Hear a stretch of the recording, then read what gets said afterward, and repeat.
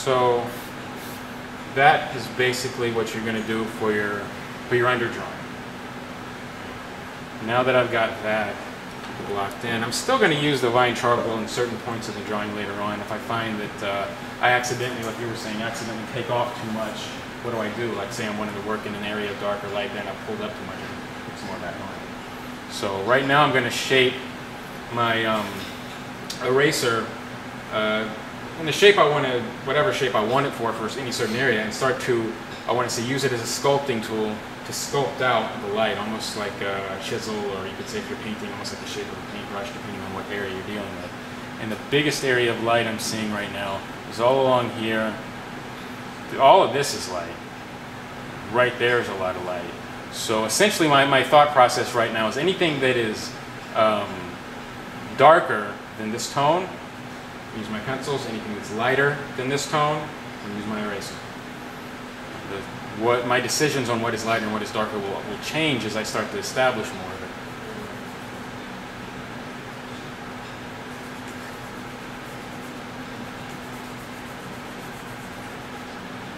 If I find there's subtle halftone shifts I need to do in this area that I've just erased out, I can always hatch it back in with my pencil.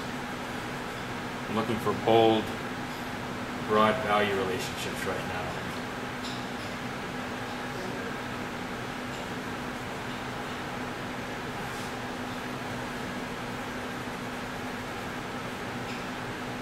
And my marks with the eraser, I'm kind of thinking, I'm kind of reverting back to the understanding of cross contour and making my marks kind of go with the form, even though that's getting kind of blurred out initially, and putting it down as if I'm going with the form to kind of reinforce the shape and the dimension and the structure of it.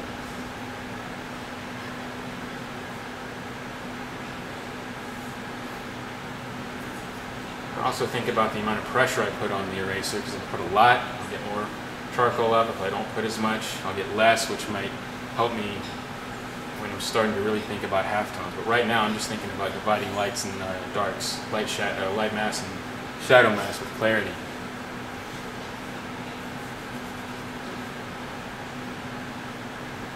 Everything in here I'm not going to erase, because even though there's reflecting, like I was saying earlier, it's all on the side of shadow.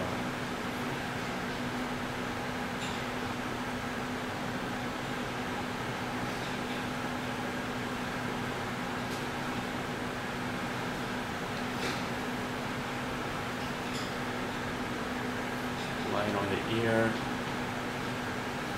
Even though this is kind of loose, this doesn't mean that, and obviously there needs to be tightened up, there are issues with the edge and things like that, which we'll get into later. It doesn't mean I'm just kind of being careless and throwing it in. I'm still being very analytical with the shape I'm drawing with the eraser.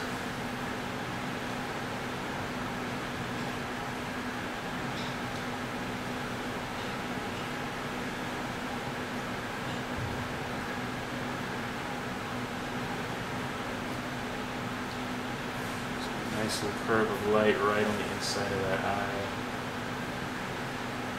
This whole nose is light mass. The nostrils right around there, which I'll draw in later.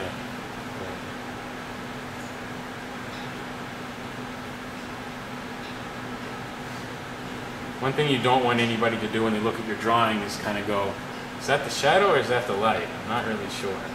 I want them to understand where the shadow is and where the light is.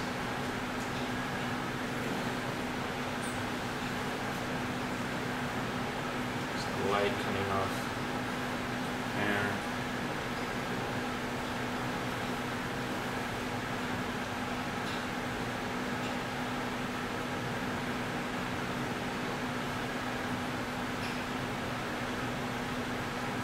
And I do take mental notes right now of like, well, I just erased that area out for this, you know, I'm going to go back and probably have to do this, that, or the other.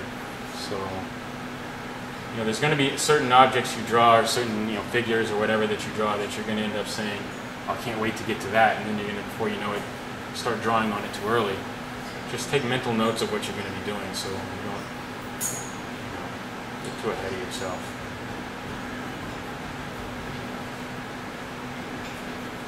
I still think you should put the eye in.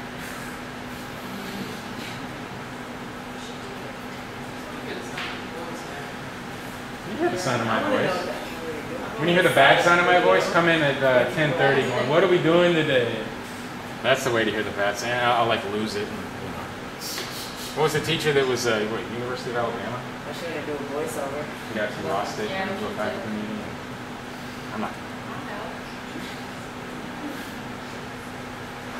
Jeez, maybe I should edit out. Now it's going to go on YouTube and go, he said that's in the, when he's giving the demo, he might go in, you know. So pick some guy with better voice than you and pretend that is Mr. T. You sound like a normal person though. You don't sound like a freaking me. I don't know why.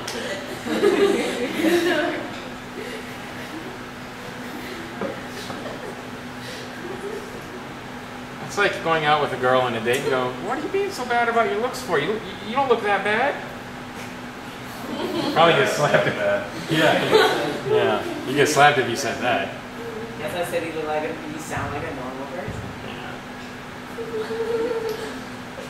No, I admit it. It's a total. I admit it. It's a total mental thing. I think everybody has it. I mean, if you see yourself on TV or you hear your own voice, everybody's got some weird little thing. You know. So here's the shape of the eye, which is, you know, something about an eye. Again, this isn't figure drawing, but it does involve observed shape. An eye is not this. Looks like one. Looks like the abstract general version of an eye. An eye I keep is. making everything into cartoons for some reason. I don't know why. You watch lots of cartoons? There's nothing wrong with watching cartoons. No. An eye basically, I mean, think about it. There's an eyeball in everybody's head. It's a sphere, just like the sphere I was drawing on the board. All right? And then it's inside the eye socket. And the eye socket is ending, you know, say if this is one eye and the skull comes over here. You've got the eyelid that comes down and actually goes over the eyeball. The top eyelid overlaps the bottom one. And then the bottom eyelid. Basically, the reason you see this kind of thing and this kind of thing is because it's going along the shape of the sphere of your eyeball. And it turns. And depending on how your skull is structured, everybody has a slightly different skull. It's the opposite. Look different. That's what helps determine the shape and the bottom eyelid.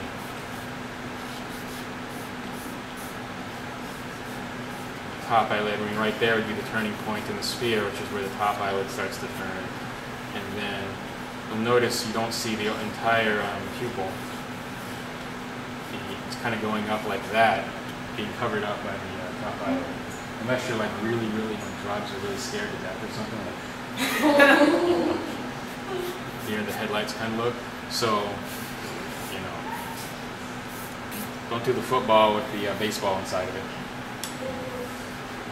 So anyway, I'm kind of thinking about that as I erase this out. I mean, I can see this kind of like the sphere, this form that's turning in an arching kind of way. So I'm going to erase it out in that kind of way.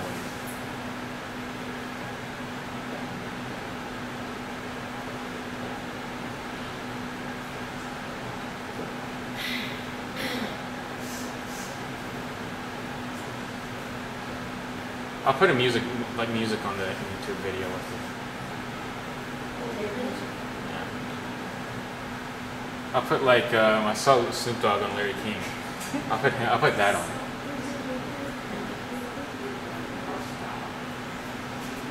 So they come in here with a big pimp hat and like that. So anyway, if you go to the side of the head, you can see right here. That's halftone. Can everybody see the little on the cast just above the zygomatic arch? Right there, it's a little bit darker, but still getting hit by light. Then you get to here, and it's lighter.